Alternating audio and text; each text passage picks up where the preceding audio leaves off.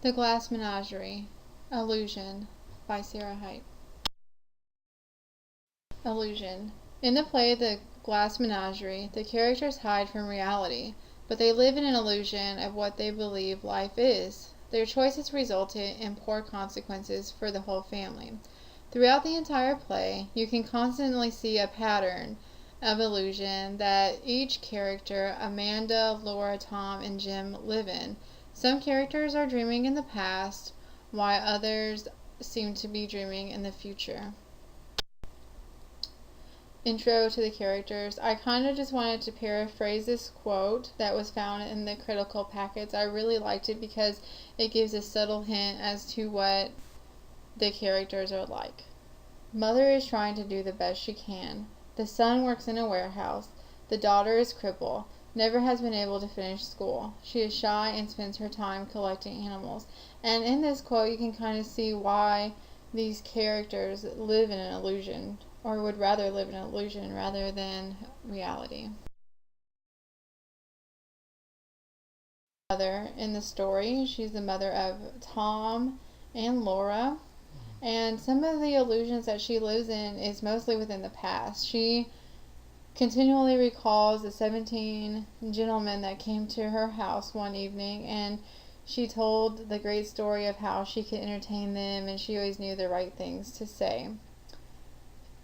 And even though she had those 17 gentlemen callers, she continues to talk about her husband who had abandoned her. His name was Mr. Ringfield, and she left her 17 years ago, and she still relives about him almost on a daily basis within the play. She leaves his portrait on the wall and brings him up occasionally, even though she comments on how she could have easily married someone else. And just some consequences of her illusions. There's a quote: "One Sunday afternoon in Blue Mountain, your mother received 17 gentlemen callers. Why, sometimes there weren't enough chairs to accommodate them all." And the consequence of this was that Amanda lived in the past, always telling stories, and various times she tried to convince her shy daughter that she needed a husband, resulting in the daughter to be even more ashamed of herself. Even after 17 years, Amanda constantly talked about the husband who abandoned her. She always claimed that her son was just like her dad, and the consequence of this, I believe, is that this led him to fall into the self-fulfilling prophecy.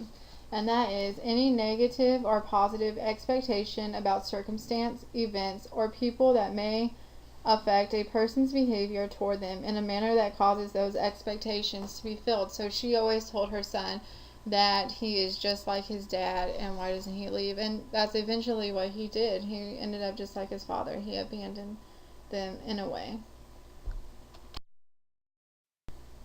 Tom and illusions. Tom's illusions are found within adventure. He craved it, and he couldn't find it in the warehouse where he was employed. Tom is the one who dreamed for the future. The warehouse was not for him. Some examples and consequences of Tom's illusions. I go to the movies because I like adventure. Adventure is something I don't have much of at work, so I go to the movies. And there was a part in the critical article that I read: people go to the movies instead of moving. And that is a good quote, because we go and we see all these Hollywood actors who get to live these fun, dramatic lives, but we don't do nothing within our lives. And that's probably how Tom felt. And the consequence of that was the illusion in Tom's mind of the movies, adventure, and seeing the movies, and the mom talking about the movies, and kind of fulfilling that self-fulfilling prophecy caused him to leave his mother and his sister, just as his dad did 17 years earlier. He began to make poor decisions. He would stay out. He came home drunk one night.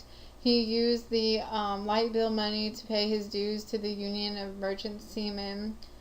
And whenever Jim asked him when his mom be mad or when they be mad, he said, "It doesn't matter, I'm leaving anyway." Throughout the play, Tom got into a few fights with his mother. She was overbearing. She could not understand why and how Tom could spend so much time at the movies. At one point, Tom came up with this elaborate story with adventure detailed throughout. This showed his dreaming side, his craving of adventure. Laura and illusion. Laura's illusions were a bit more complicated and further away from reality than the other characters. Of course, she was introverted, so she liked to stay at home a lot. Her emotions were invested in the glass pieces. Her favorite was the unicorn, and she held on to the story of Jim O'Connor, her high school crush, and the Blue Roses nickname that he gave her, which perfectly tied into the story a little bit later on. Examples and consequences of Laura's illusion. When she was talking to Jim O'Connor, she said, "I don't do anything much. Oh, please don't think I sit around doing nothing. My glass collection takes up a good deal of time. Glass is something you have to take good care of." And a consequence of her living within the illusion of her glass pieces was that even though she was shy and crippled, she invested so much time into the menageries that she really didn't take time for herself. She didn't take time to go out into the real world and meet new people. There's a part in the criticals that mention that perhaps she got ill whenever she was around too much people. The anxiety got to her. She had no outside friends, no gentlemen callers. All she had was the past memories of her high school crush, Jim O'Connor, and the Blue Rose nickname that he had given her so many years ago. And I think that this ties in well with the mother. She kind of had the same thing going on with the 17 gentlemen callers and living within the past, and I think that those two tie well in together and is another example on how this story is full of illusion.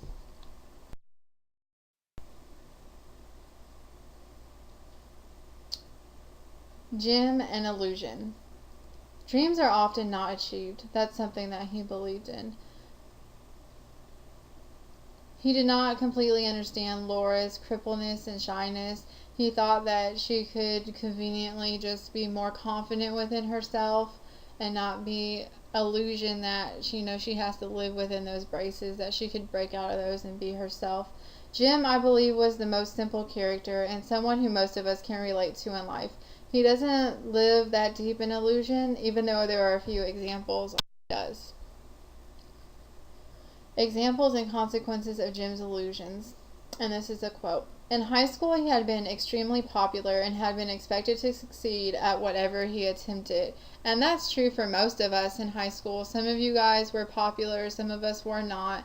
But regardless, we all had high expectations placed on us in one form or another. And so we, as a society and as a social norm, we want to succeed in life, and that's kind of what he wanted. But like everyone in the play, Jim lived in his dreams rather than reality, and those possible reasons as to why he hasn't made it very far in life. I mean, he worked at the same warehouse as Tom, and he might have made more money than Tom, but that truly is not a success story. It's not a dream as what some people might have thought when they all attended high school. Illusion. I chose to write about the subject of illusion within this play, and these characters all hide from reality in one way or another. Throughout this play, the characters are tempted toward illusion when they find reality is too painful. There are many times that pain overshone other emotions within this story. With Amanda, it was the abandonment that she felt from her husband 17 years prior. She was left with 2 children, and in future times she would reminisce about all the boys that she had at her doorstep and how she could talk to them and how they would pay attention to her, and perhaps she thought maybe it would have been better to choose one of those men.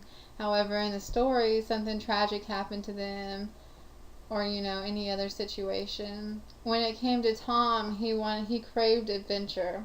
That's what he wanted, and he worked at a warehouse day in and day out, and at night he would go to the movies and see all these great amazing things happening, and he just wanted to live within that adventure.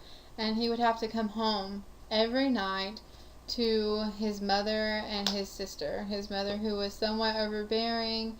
There was a part in the play when he talked about not being able to enjoy his dinner because his mom would just continually nag at him about the way that he's eating. So he craved adventure, and he ended up fulfilling that self-fulfillment prophecy where he ended up being just like his dad and leaving the family. Laura lived within her glass pieces.